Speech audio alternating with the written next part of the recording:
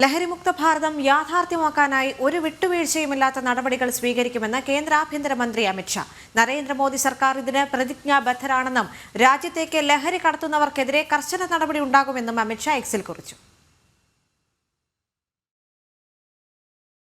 പണത്തോടുള്ള അത്യാർത്തിയാണ് പലരെയും ലഹരി സംഘങ്ങളുടെ വലയിൽപ്പെടുത്തുന്നതെന്ന് അമിത്ഷാ ചൂണ്ടിക്കാട്ടി. ഇത്തരം സാമൂഹ്യ വിരുദ്ധരോട് യാതൊരു ദയയും മോദി സർക്കാർ കാണിക്കില്ല. മയക്കുമരുന്ന് കടത്തിന് തടയിടാൻ കേന്ദ്ര സർക്കാർ പ്രതിജ്ഞാബദ്ധമാണ്. വെള്ളം ചേർക്കാത്ത വിശദമായ അന്വേഷണങ്ങൾ ലഹരി കേസുകളിൽ ഉണ്ടാകും. രാജ്യത്തടുത്തിടെ 29 ലഹരി മാഫിയ തലവന്മാരെ വിവിധ കേസുകളിൽ കോടതി ശിക്ഷിച്ചതായി അദ്ദേഹം ചൂണ്ടിക്കാട്ടി.